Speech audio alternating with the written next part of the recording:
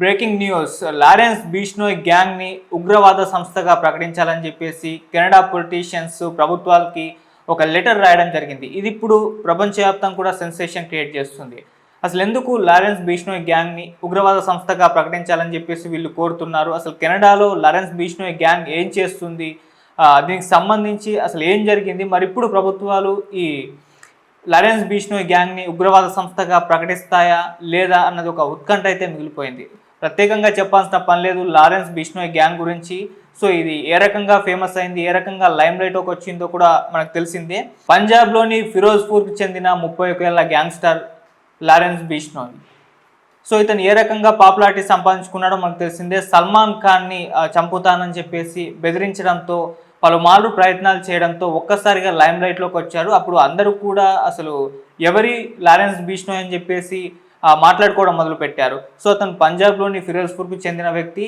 So ఎప్పుడైతే సల్మాన్ ఖాన్ 1998లో కృష్ణ జింకల వేటకు సంబంధించి అతను వేటాడని చెప్పేసి అతని మీద కేసు నమోదైంది, ఆరోపణలు కూడా ఉన్నాయి, చాలా సంవత్సరాలుగా కేసు నడుస్తూనే ఉంది. సో ఆ కారణంతోనే లారెన్స్ బిష్నోయ్, ఎందుకంటే కృష్ణ జింకల్ని బిష్నోయ్ వాళ్ళు చాలా వాళ్ళ దైవంగా కూడా భావిస్తారు. సో వాటిని వేటాడాడు సల్మాన్ ఖాన్ అని చెప్పేసి అతని మీద పగ తీర్చుకుంటామని చెప్పేసి బిష్నోయ్ గ్యాంగ్ ఈ లారెన్స్ బిష్నోయ్ ప్రకటించాడు. ఏ రోజుకన్నా సల్మాన్ ఖాన్ని చంపేస్తానని చెప్పేశాడు. సో ఆ రకంగా అతను ప్రకటన రిలీజ్ చేయడంతో ఒక్కసారిగా ఇతని పేరు దేశవ్యాప్తం కూడా మారుమోగిపోయింది. కొన్నిసార్లు ఇతను ప్రయత్నాలు చేశారు. సల్మాన్ ఖాన్ ఇంటి చుట్టూ రెక్కీలు కూడా నిర్వహించారు. సో వీళ్ళకి భయపడి సల్మాన్ ఖాన్ కూడా తన మొత్తం సెక్యూరిటీ ఏర్పాటు చేసుకున్నారు. ఇంటిని బుల్లెట్ ప్రూఫ్ తో మొత్తం కూడా కప్పేయడం జరిగింది. ఆ రకంగా తన భద్రత కూడా పెంచుకున్నారు. సో అలా ఈ బిష్నోయ్ గ్యాంగ్ అయితే తెరపైకి రావడం, లైమ్ లైట్లోకి రావడం చూస్తున్నాం. అసలు ఎవరి బిష్నోయ్ గ్యాంగ్ అని చూస్తే లారెన్స్ బిష్నోయ్ 2010 నుంచి కూడా మొత్తం ఇటువంటి కార్యక్రమాలు చేయడం, దోపిడీలు, హత్యలు అండ్ ఇల్లీగల్ ముఠాలతో సంబంధాలు ఉన్నాయని చెప్పేసి ఇతని మీద పలు రకాల ఆరోపణలు ఉన్నాయి.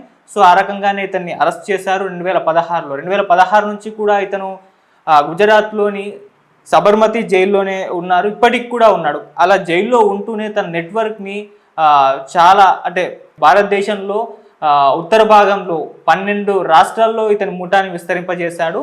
సో ఒక భారతదేశంలోనే కాదు, అటు కెనడాలో, పాకిస్తాన్లో, దుబాయ్లో ఈ రకంగా వివిధ దేశాలకు కూడా తన ముఠాని, తన నెట్వర్క్ని వ్యాప్తి చెందడం జరిగింది. ఇతను జైల్లోనే ఉన్నాడు, అయినా కూడా అతని సామ్రాజ్యం అయితే విస్తరిస్తుంది. ఎలా అని చూస్తే అతను జైల్లో ఉండి కూడా మొబైల్ ఫోన్లు, సిగ్నల్లు, టెలిగ్రామ్ యాప్ల ద్వారా, ఈ రకంగా యాప్ల ద్వారా తన ముఠానైతే ఆ కార్యకలాపాలన్నింటినీ కూడా ఇతను కంట్రోల్ చేయడం జరిగింది.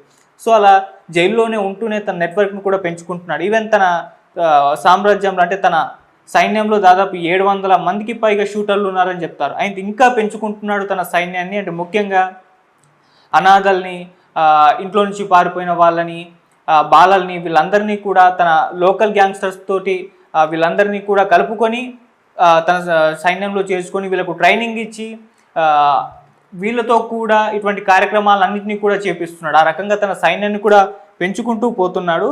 సో అలా తన నెట్వర్క్ని మొత్తాన్ని కూడా విస్తరింపజేసి కొన్ని రకాల కార్యకలాపాలు, అంటే దోపిడీలు, హత్యలు, వీటికి సంబంధించి అన్నింటినీ కూడా వీళ్ళతోనే చేపిస్తున్నాడు. ముఖ్యంగా హత్యల విషయానికి వచ్చేసరికి పంజాబీ గాయకుడు సిద్ధు మూసేవాళ్ళని కూడా కాల్చి చంపేశారు. కాల్చి చంపిన తర్వాత వాళ్ళే ప్రకటించుకున్నారు ఇది మా పనే అని చెప్పేసి. అలా ఒక హత్య చేయడం, దాన్ని అది మాదే అని చెప్పేసి వీళ్ళు ప్రకటించుకోవడం ముందు నుంచి చూస్తున్నాం. అంతేకాదు సల్మాన్ ఖాన్కి అత్యంత సన్నిహితుడైన మహారాష్ట్ర మాజీ మంత్రి బాబా సిద్దిక్కీని కూడా కాల్చి చంపేశారు. సో అప్పుడు కూడా అది సెన్సేషన్ క్రియేట్ చేసింది. ఆ తర్వాత వాళ్ళే ఇది మేమే చేసాం, సల్మాన్ ఖాన్కి అత్యంత సన్నిహితుడని చెప్పేసి చంపేశామని చెప్పేసి కూడా చెప్పాం. అంటే సల్మాన్ ఖాన్ని చంపేంత వరకు కూడా వీళ్ళు నిద్రపోవట్లేదని వాళ్ళు చెప్పుకుంటున్నారు. అంతేకాదు సల్మాన్ ఖాన్కి సన్నిహితులైన వాళ్ళని కూడా ఈ రకంగా కాల్చేసి చంపేశారు ఈ బాబా సిద్దిక్కీ మాజీ మంత్రి ఎవరైతే ఉన్నారో అతనిలాగా. సో అలా హత్యలు కూడా చేసేస్తున్నారు. ఆ తర్వాత మేమే చేశామని చెప్పేసి వాటికి సంబంధించి ప్రకటించుకుంటున్నారు కూడా.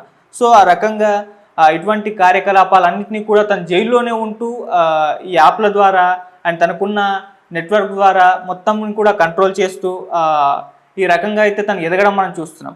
సో అలా ముందు కేవలం పంజాబ్కే పరిమితమైన ఈ గ్యాంగ్ ఏదైతే ఉందో, ఇంతకుముందు చెప్పినట్టుగా ఉత్తర భారతదేశంలో 12 రాష్ట్రాలకు విస్తరించింది. కెనడా, పాకిస్తాన్, దుబాయ్, అమెరికాలో కూడా నెట్వర్క్ ఈ రకంగా విస్తరింపజేశాడు.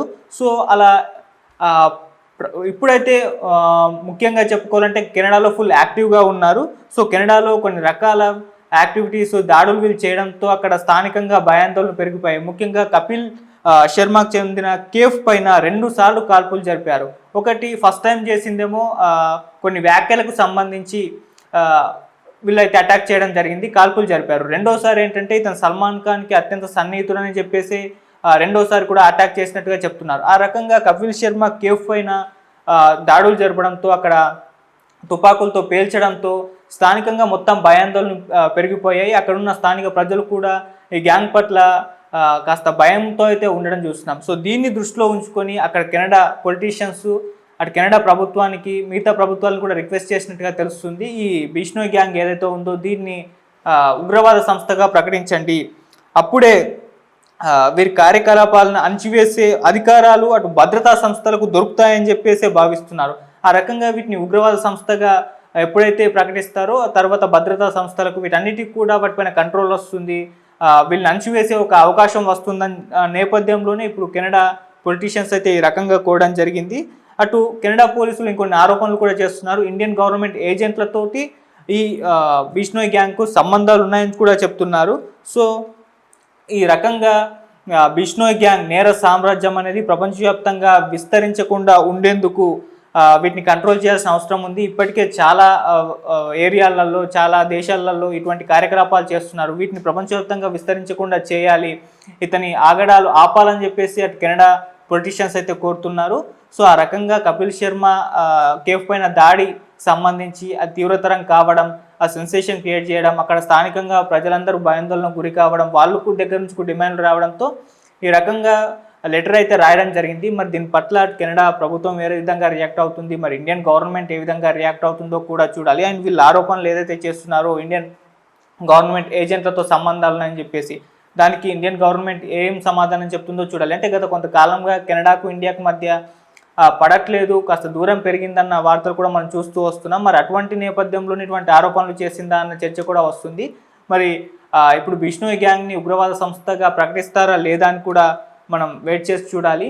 31 ఏళ్ళ యంగ్ వయసులోనే ఇటువంటి ఒక స్థాయికతను రావడం అంటే ప్రపంచాన్ని శాసించాలి అన్న ఒక ఆశయితంలో కనిపిస్తుందని కూడా చెప్తున్నారు. అందుకే ఇతను ఈ స్థాయిలో తన సామ్రాజ్యాన్ని విస్తరించుకుంటున్నాడు, తన గ్యాంగ్ని పెంచుకుంటున్నాడు, ఇట్లాంటి యాక్టివిటీస్ అన్నిటినీ కూడా చేపిస్తున్నాడు. సో తనంటే ఏంటో ప్రపంచానికి ప్రూవ్ చేయాలని చెప్పేసి ఒక రకమైన భావనలో ఉన్నంటే ఇది పాజిటివ్ కాదు నెగిటివ్గా అని చెప్పుకోవాలి. అందుకే ఇటువంటి దాడులు చేస్తున్నాడు. ఈవెన్ కొన్ని విమర్శలు కూడా వచ్చాయి ఇతని మీద. సల్మాన్ ఖాన్ని తను టార్గెట్ చేయడానికి ప్రధాన కారణం సల్మాన్ ఖాన్ని టార్గెట్ చేస్తే అతను లైమ్ లైట్లోకి వస్తాడు, అతన్ని అన్ని కవర్ చేస్తాయి, అతని పైన దృష్టి ఉంటుందన్న ఒక నేపథ్యంలోనే సల్మాన్ ఖాన్ లాంటి ఒక పెద్ద హెడ్ని అతను టార్గెట్ చేశాడు తప్పితే ఇంకా వేరే రీజన్ ఇది కాదని కూడా చెప్తున్నారు. అంటే ఒక జింకను వేటాడాడు అన్న ఒక కారణమే కాదు, ఈ కారణం కూడా ఉండొచ్చు అని చెప్పేసి కూడా చెప్తున్నారు. అంటే బిష్నోయ్ గ్యాంగ్ చాలా సంవత్సరాల నుంచి ఫైట్ చేస్తుంది. సల్మాన్ ఖాన్ ఈ విధంగా జింకను వేటాడాడు, అతనికి శిక్షించాలని చెప్పేసి. సో ఆ కేసు అలా నడుస్తూనే ఉంది, ఇంకా నడుస్తూనే ఉంది. సో మరి అది ఎక్కడికి వెళ్తుందో తెలియదు. సో అటు పక్క అది నడుస్తూనే ఉన్నప్పటికీ ఇటు బిష్నోయ్ గ్యాంగ్ని మాత్రం సల్మాన్ ఖాన్ని చంపుతామని చెప్పేసి చెప్పేంత వరకు ఊరుకోమని చెప్పేసి ఆ రకంగా వాళ్ళు స్టేట్మెంట్లు ఇవ్వడం చూస్తున్నాం. ఈవెన్ జైల్లో ఉండేటువంటి స్టేట్మెంట్లు వచ్చాయి. ఇప్పటికీ రెక్కీలు నిర్వహిస్తున్నారు, కొన్ని ప్రయత్నాలు చేస్తున్నారు. సల్మాన్ ఖాన్కి అత్యంత సన్నిహితుడైన బాబా సిద్దికీని కూడా చంపేశారు. ఇప్పుడు కపిల్ శర్మ కేఫ్ పైన దాడి చేయడానికి కూడా సల్మాన్ ఖాన్తో సన్నిహితం ఉండడమే అని కూడా చెప్తున్నారు. ఇలా కెనడాలో ఈ లారెన్స్ బిష్నోయ్ ఆగడాలు అక్కడ తట్టుకోలేక అక్కడ వాళ్ళైతే అతన్ని ఉగ్రవాద సంస్థగా ప్రకటించాలని చెప్పేసి కోరుతున్నాయి. మరి ఏ రకంగా ఈ డిసిజన్ ఉండబోతుందో మనం వెయిట్ చేసి అయితే చూడాలి. మరి ప్రకటిస్తుందా లేదా అన్నది కూడా మనకు తొందరలో క్లారిటీ అయితే వచ్చే అవకాశం అయితే ఉంది. Thank you so much.